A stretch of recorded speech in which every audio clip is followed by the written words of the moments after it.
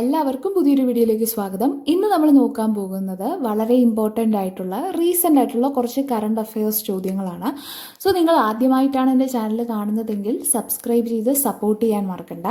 പിന്നെ degree prelims, RRB, NTPC അതുപോലെ മറ്റ് ലബോറട്ടറി അസിസ്റ്റൻ്റ് പോലെയുള്ള പരീക്ഷകൾക്ക് ചോദിക്കാൻ ചാൻസ് ഉള്ള ഇമ്പോർട്ടൻ്റ് ആയിട്ടുള്ള ക്വസ്റ്റ്യൻസ് ഒക്കെ കൊടുത്തിട്ടുണ്ട്. ആ വീഡിയോസൊക്കെ കണ്ടു നോക്കുക. പിന്നെ ചാനൽ സബ്സ്ക്രൈബ് ചെയ്യാൻ മറക്കണ്ട. അപ്പോൾ ഇനി നമുക്ക് ഒട്ടും വെയിറ്റ് ചെയ്യേണ്ട, നേരെ ചോദ്യങ്ങൾ നോക്കാം. ഫസ്റ്റ് ക്വസ്റ്റ്യൻ: ഇന്ത്യയുടെ ആദ്യ കൃത്രിമോപഗ്രഹമായ ആര്യഭട്ട വിക്ഷേപിച്ചതിൻ്റെ എത്രാമത് വാർഷികമാണ് 2025 ഏപ്രിൽ 19 ആഘോഷിച്ചത്?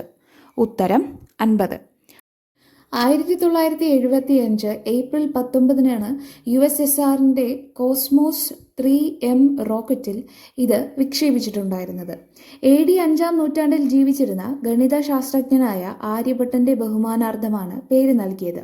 ISRO chairman professor Satish Dhawan നിർദ്ദേശിച്ച 3 പേരുകളിൽ നിന്ന് പ്രധാനമന്ത്രി ഇന്ദിരാഗാന്ധി തിരഞ്ഞെടുത്ത പേരാണ് ആര്യഭട്ട. ഓക്കെ, സോ ഇന്ത്യയുടെ ആദ്യ കൃത്രിമ ഉപഗ്രഹമായ ആര്യഭട്ട വിക്ഷേപിച്ചതിൻ്റെ എത്രാമത്തെ വാർഷികമാണ് 2025 ഏപ്രിൽ 19 ആഘോഷിച്ചത് എന്ന് ചോദിച്ചാൽ ഉത്തരം 50. അടുത്ത ചോദ്യം നോക്കാം.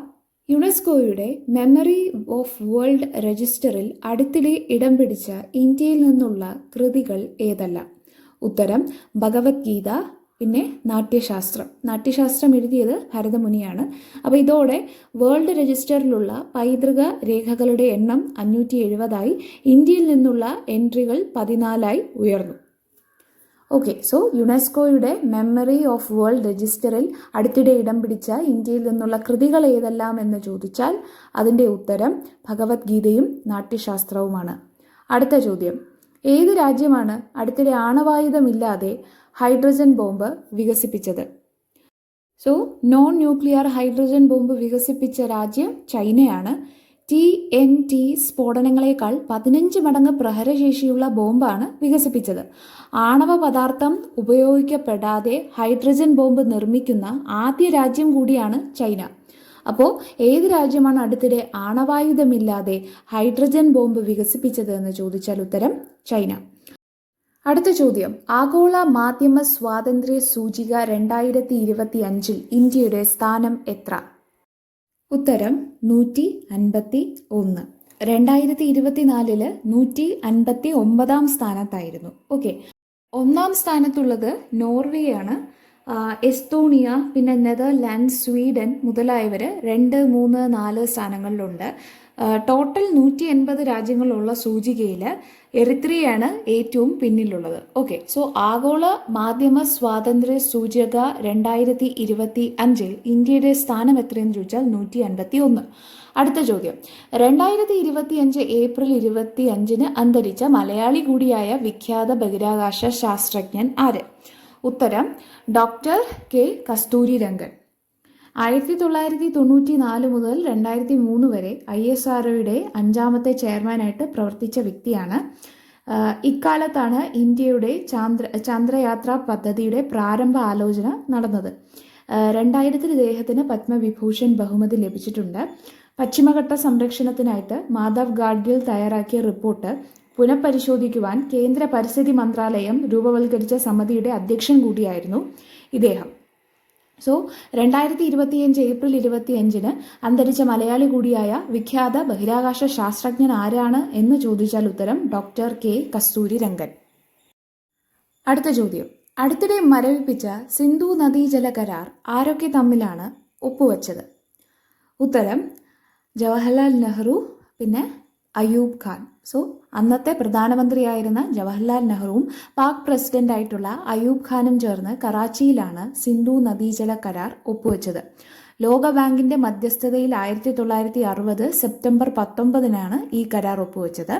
കരാർ പ്രകാരം പടിഞ്ഞാറുള്ള സിന്ധു ജലം, ചിനാബ് നദികളിലെ ജലം പാകിസ്ഥാനും കിഴക്കുള്ള ബിയാസ്, രവി, സത്ലജ് നദികളുടെ ജലം ഇന്ത്യക്കുമായിട്ടാണ് നൽകിയത്.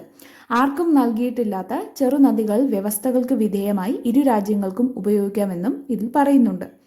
ഏഷ്യയിലെ 2 രാജ്യങ്ങൾ തമ്മിൽ ജലം പങ്കുവയ്ക്കാൻ ഒപ്പുവെച്ച ഏക ഉടമ്പടി കൂടിയാണിത്. ഓക്കെ, സിന്ധു നദീജല കരാർ മരവിപ്പിച്ചതിൻ്റെ പ്രതികരണമായിട്ട് പാകിസ്ഥാൻ ഷിംല കരാർ മരവിപ്പിച്ചു. ഈ ഷിംല കരാർ എന്ന് പറയുന്നത് 1971 ഇന്ത്യ പാക് യുദ്ധത്തിന് ശേഷം 1972 ജൂലൈ 2 ഹിമാചലിലെ ഷിംലയിൽ വെച്ച് ഇരു രാജ്യങ്ങളും ഒപ്പുവെച്ച സമാധാന കരാറാണ്. ഓക്കെ, അന്ന് പ്രധാനമന്ത്രിയായിരുന്ന ഇന്ദിരാഗാന്ധിയും പാക് പ്രസിഡന്റ് പിന്നീട് പ്രധാനമന്ത്രിയായ സുൽഫീഖർ അലി ഭൂട്ടോയും ഒപ്പുവെച്ച ഷിംല കരാർ പ്രകാരമാണ് ഇരു രാജ്യങ്ങളും അംഗീകരിച്ച നിയന്ത്രണ രേഖ നിലവിൽ വന്നത്. സോ അടുത്തിടെ മരവിപ്പിച്ച സിന്ധു നദീജല കരാർ ആരൊക്കെ തമ്മിലാണ് ഒപ്പുവെച്ചതെന്ന് ചോദിച്ചാൽ അതിൻ്റെ ഉത്തരം ജവഹർലാൽ നെഹ്റുവും അയൂബ് ഖാനും. അടുത്ത ചോദ്യം, സൗരയുധത്തിൽ ഏറ്റവും അധികം ഉപഗ്രഹങ്ങളുള്ള ഗ്രഹം ഏത്? ഉത്തരം ശനി. 2025 മാർച്ചിലെ കണക്ക് പ്രകാരം 274 ഉപഗ്രഹങ്ങളാണ് ശനിക്കുള്ളത്. 95 ഉപഗ്രഹങ്ങളുള്ള വ്യാഴം, അതായത് ജൂപ്പിറ്ററാണ് രണ്ടാം സ്ഥാനത്തുള്ളത്. സോ സൗരയുധത്തിൽ ഏറ്റവും അധികം ഉപഗ്രഹങ്ങളുള്ള ഗ്രഹം ശനിയാണ്. അടുത്ത ചോദ്യം, ബിംസ്റ്റെക് രാജ്യങ്ങളുടെ എത്രാമത്തെ ഉച്ചകോടിയാണ് ഏപ്രിൽ 3-4 തീയതികളിൽ തായ്ലൻഡിലെ ബാങ്കോക്കിൽ നടന്നത്? ഉത്തരം 6. അപ്പോൾ ഇതിൽ ഉൾപ്പെട്ട രാജ്യങ്ങൾ ഏതൊക്കെയെന്ന് ചോദിക്കുകയാണെങ്കിൽ Bangladesh, Bhutan, India, Myanmar, Nepal, Sri Lanka, Thailand എന്നിവരാണ്. 1997 ജൂൺ 6 സ്ഥാപിതമായ സാമ്പത്തിക കൂട്ടായ്മയിലാണ് ഈ 7 അംഗങ്ങൾ ഉള്ളത്.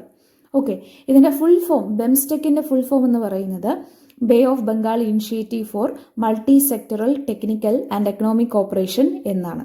ഓക്കെ, സോ ബിംസ്റ്റെക് രാജ്യങ്ങളുടെ എത്രാമത്തെ ഉച്ചകോടിയാണ് ഏപ്രിൽ 3-4 തീയതികളിൽ തായ്ലൻഡിലെ ബാങ്കോക്കിൽ നടന്നത് എന്ന് ചോദിച്ചാൽ അതിൻ്റെ ഉത്തരം 6. അടുത്ത ചോദ്യം നോക്കാം. നെക്സ്റ്റ് ക്വസ്റ്റ്യൻ, ഭൂകമ്പ ദുരന്ത ബാധിതരായ മ്യാൻമാറിൽ ഇന്ത്യ നടത്തിയ ദുരന്ത നിവാരണ രക്ഷാപ്രവർത്തനത്തിൻ്റെ പേരെന്ത്? ഉത്തരം ഓപ്പറേഷൻ ബ്രഹ്മ. ഓക്കെ, സോ ഭൂകമ്പ ദുരന്ത ബാധിതരായ മ്യാൻമാറിൽ ഇന്ത്യ നടത്തിയ ദുരന്ത നിവാരണ രക്ഷാപ്രവർത്തനത്തിൻ്റെ പേര് ഏതെന്ന് ചോദിച്ചാൽ ഉത്തരം ഓപ്പറേഷൻ ബ്രഹ്മ. അടുത്ത ചോദ്യം നോക്കാം. നെക്സ്റ്റ് ക്വസ്റ്റ്യൻ, ഇന്ത്യയിലെ ഏത് നവോത്ഥാന പ്രസ്ഥാനത്തിൻ്റെ 150-ാം വാർഷികമാണ് 2025 ഏപ്രിൽ 10 ആഘോഷിച്ചത്?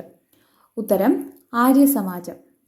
1875 ഏപ്രിൽ 10 മുംബൈയിൽ സ്വാമി ദയാനന്ദ സരസ്വതി ആര്യസമാജത്തിന് തുടക്കം കുറിച്ചത്. ഓക്കെ, ഇന്ത്യയിലെ ഒരു പ്രധാനപ്പെട്ട നവോത്ഥാന പ്രസ്ഥാനമായിരുന്നു ഇത്. അപ്പോൾ ഇന്ത്യയിലെ ഏത് നവോത്ഥാന പ്രസ്ഥാനത്തിൻ്റെ 150-ാം വാർഷികമാണ് 2025 ഏപ്രിൽ 10 ആഘോഷിച്ചത് എന്ന് ചോദിച്ചാൽ അതിൻ്റെ ഉത്തരം ആര്യസമാജമാണ്. രാജ്യചരിത്രത്തിൽ ആദ്യമായി ഗവർണറുടെയോ രാഷ്ട്രപതിയുടെയോ ഒപ്പില്ലാതെ ബില്ലുകൾ നിയമമായത് ഏത് സംസ്ഥാനത്താണ്? ഉത്തരം തമിഴ്നാട്. ഗവർണർ തീരുമാനമെടുക്കാതെ രാഷ്ട്രപതിക്ക് അയച്ച അല്ലെങ്കിൽ സർവകലാശാലകളുമായി ബന്ധപ്പെട്ട 10 ബില്ലുകളും സുപ്രീം കോടതി അംഗീകരിച്ചതോടെ നിയമങ്ങൾ പ്രാബല്യത്തിൽ വന്നതായി സംസ്ഥാന സർക്കാർ ഗസറ്റ് വിജ്ഞാപനം പുറപ്പെടുവിച്ചത്. ഓക്കെ, സോ രാജ്യത്ത് ആദ്യമായി ഗവർണറുടെയോ അല്ലെങ്കിൽ രാഷ്ട്രപതിയുടെയോ ഒപ്പില്ലാതെ ബില്ലുകൾ നിയമമായത് ഏത് സംസ്ഥാനത്താണെന്ന് ചോദിച്ചാൽ ഉത്തരം തമിഴ്നാടാണ്.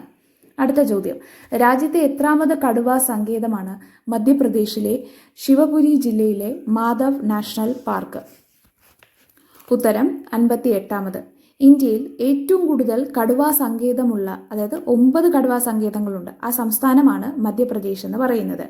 കേരളത്തിൽ നോക്കുമ്പോൾ പെരിയാറും പറമ്പിക്കുളവുമാണ് കടുവാ സങ്കേതങ്ങൾ. ഓക്കെ, സോ രാജ്യത്തെ എത്രാമത് കടുവാ സങ്കേതമാണ് മധ്യപ്രദേശിലെ ശിവപുരി ജില്ലയിലെ മാധവ് നാഷണൽ പാർക്ക് എന്ന് ചോദിച്ചാൽ ഉത്തരം 58. അടുത്ത ചോദ്യം നോക്കാം. ബഹിരാകാശത്ത് കൂട്ടിച്ചേർത്ത സ്പെയ്ഡെക്സ് ഉപഗ്രഹങ്ങളെ ISRO വേർപെടുത്തിയത്, അതായത് അൺഡോക്കിംഗ് ചെയ്തത് എന്നാണ്? ഉത്തരം മാർച്ച് 13. സോ 2024 ഡിസംബർ 30 വ്യത്യസ്ത ഭ്രമണപഥങ്ങളിലായി വിക്ഷേപിച്ച ചേസർ ആൻഡ് ടാർഗറ്റ് ഉപഗ്രഹങ്ങളെ 2025 ജനുവരി 16 ബഹിരാകാശത്ത് വെച്ച് കൂട്ടിച്ചേർത്തത്. തുടർന്ന് ഒറ്റ ഉപഗ്രഹമായി പ്രവർത്തിച്ചിരുന്ന ഇവയെ 460 കിലോമീറ്റർ അകലെയുള്ള വൃത്താകൃതിയിലുള്ള ഭ്രമണപഥത്തിൽ വെച്ച് വേർപെടുത്തിയത്. US, റഷ്യ, ചൈന എന്നിവയ്ക്ക് ശേഷം ബഹിരാകാശത്ത് ഡോക്കിംഗ് നടത്തിയ 4ാമത്തെ രാജ്യമാണ് ഇന്ത്യ. സോ ബഹിരാകാശത്ത് കൂട്ടിച്ചേർത്ത സ്പെയ്ഡെക്സ് ഉപഗ്രഹങ്ങളെ ISRO വേർപെടുത്തിയത് എന്നാണെന്ന് ചോദിച്ചാൽ മാർച്ച് 13. 2025 ഫെബ്രുവരി 25 മുതൽ മാർച്ച് 9 വരെ ജപ്പാനിൽ നടന്ന ഇന്ത്യ ജപ്പാൻ സംയുക്ത സൈനിക അഭ്യാസത്തിന്റെ പേരെന്ത്? ഉത്തരം ധർമ്മ ഗാർഡിയൻ എന്നാണ്. ഓക്കെ, മൗണ്ട് ഫുജിയിലെ ട്രെയിനിങ് ഏരിയയിൽ ധർമ്മ ഗാർഡിയന്റെ 6ാം പതിപ്പ് നടന്നത്. സോ 2025 ഫെബ്രുവരി 25 മുതൽ മാർച്ച് 9 വരെ ജപ്പാനിൽ നടന്ന ഇന്ത്യ ജപ്പാൻ സംയുക്ത സൈനിക അഭ്യാസത്തിന്റെ പേര് എന്താണ് എന്ന് ചോദിച്ചാൽ അതിന്റെ ഉത്തരം ധർമ്മ ഗാർഡിയൻ എന്നാണ്. പ്രധാനമന്ത്രി നരേന്ദ്രമോദി ഗുജറാത്ത് ജാംനഗറിൽ ഉദ്ഘാടനം ചെയ്ത വന്യജീവി പുനരധിവാസ കേന്ദ്രം ഏത്? ഉത്തരം വനധാര. അപകടകരമായ ചുറ്റുപാടുകളിൽ നിന്ന് രക്ഷപ്പെടുത്തിയതുൾപ്പെടെ 48-ലധികം ഇനങ്ങളിലായി 25,000-ഓളം ജീവിവർഗങ്ങളെയാണ് ഇവിടെ പരിപാലിക്കുന്നത്. റിലയൻസ് ഇൻഡസ്ട്രീസും റിലയൻസ് ഫൗണ്ടേഷനും ചേർന്ന് നടത്തുന്ന വനധാര 300 ഏക്കറിലാണ് സ്ഥിതി ചെയ്യുന്നത്. ഓക്കെ, സോ പ്രധാനമന്ത്രി നരേന്ദ്രമോദി ഗുജറാത്തിലെ ജാംനഗറിൽ ഉദ്ഘാടനം ചെയ്ത വന്യജീവി പുനരധിവാസ കേന്ദ്രം ഏത് എന്ന് ചോദിച്ചാൽ അതിൻ്റെ ഉത്തരം വനധാര. അടുത്ത ചോദ്യം, 2025 അന്താരാഷ്ട്ര നിർമ്മിത ബുദ്ധി ആക്ഷൻ ഉച്ചകോടി നടന്നത് എവിടെയാണ്? ഉത്തരം പാരീസ്. 2025 ഫെബ്രുവരി 10-11 തീയതികളിൽ നടന്ന ഉച്ചകോടിക്ക് ഫ്രഞ്ച് പ്രസിഡന്റ് ഇമാനുവൽ മാക്രോണോടൊപ്പം ഇന്ത്യൻ പ്രധാനമന്ത്രി നരേന്ദ്രമോദി സഹ അധ്യക്ഷ പദവി വഹിച്ചു. 100 രാജ്യങ്ങളിൽ നിന്നുള്ള ഭരണാധികാരികളും സർക്കാർ പ്രതിനിധികളും കമ്പനി സിഇഒമാരും പങ്കെടുത്തിരുന്നു. ഫ്രാൻസും ഇന്ത്യയും ചേർന്നാണ് ഉച്ചകോടി സംഘടിപ്പിച്ചത്. അടുത്ത ഉച്ചകോടി ഇന്ത്യയിൽ വെച്ചായിരിക്കും നടക്കുന്നത്. സോ 2025 അന്താരാഷ്ട്ര നിർമ്മിത ബുദ്ധി ആക്ഷൻ ഉച്ചകോടി നടന്നത് എവിടെയാണെന്ന് ചോദിച്ചാൽ ഉത്തരം പാരീസ്. അടുത്ത ചോദ്യം, ലോക റേഡിയോ ദിനം എന്നാണ്? ഉത്തരം ഫെബ്രുവരി 13. റേഡിയോ ആൻഡ് ക്ലൈമറ്റ് ചേഞ്ച് എന്നാണ് 2025 ദിനാചരണ വിഷയം. 1946 ഫെബ്രുവരി 13 UN റേഡിയോ പ്രക്ഷേപണം ആരംഭിച്ചതിൻ്റെ സ്മരണാർത്ഥമാണ് ഫെബ്രുവരി 13 റേഡിയോ ദിനമായിട്ട് തിരഞ്ഞെടുക്കപ്പെട്ടത്. ഓക്കെ, സോ ലോക റേഡിയോ ദിനം എന്നാണ് എന്ന് ചോദിച്ചാൽ ഫെബ്രുവരി 13 ഉത്തരം. അടുത്ത ചോദ്യം നോക്കാം. Next question, 2025 corruption perceptions index പ്രകാരം ലോകത്തിലെ ഏറ്റവും അഴിമതി കുറഞ്ഞ രാജ്യം ഏത്? ഉത്തരം ഡെൻമാർക്ക്. ഫിൻലാൻഡ്, സിംഗപ്പൂർ, ന്യൂസിലൻഡ് തുടങ്ങിയവരാണ് തൊട്ടുപിന്നിലുള്ളത്. ദക്ഷിണ സുഡാനാണ് ഏറ്റവും അഴിമതി കൂടിയ രാജ്യം. 180 രാജ്യങ്ങളുടെ സൂചികയിൽ ഇന്ത്യയുടെ സ്ഥാനം 96, ചൈനയാകട്ടെ 76, ശ്രീലങ്ക 121, പാകിസ്ഥാൻ 135, ബംഗ്ലാദേശ് 151 സ്ഥാനങ്ങളിലാണ്. സോ 2025 കറപ്ഷൻ പെർസെപ്ഷൻസ് ഇൻഡെക്സ് പ്രകാരം ലോകത്തിലെ ഏറ്റവും അഴിമതി കുറഞ്ഞ രാജ്യം ഡെൻമാർക്കാണ്. ഈ വീഡിയോ നിങ്ങൾക്ക് ഉപകാരപ്രദമായെന്ന് ഞാൻ വിശ്വസിക്കുന്നു. അപ്പോൾ ഇതുവരെയും ചാനൽ സബ്സ്ക്രൈബ് ചെയ്തിട്ടില്ലെങ്കിൽ സബ്സ്ക്രൈബ് ചെയ്യാൻ മറക്കണ്ട. അപ്പോൾ ഇനി പുതിയൊരു വീഡിയോയിൽ കാണാം. എന്തെങ്കിലും അഭിപ്രായങ്ങളോ എന്തെങ്കിലും ഡൗട്ട്സോ ഉണ്ടെങ്കിൽ കമൻറ്റ് സെക്ഷനിൽ രേഖപ്പെടുത്തുക. So by.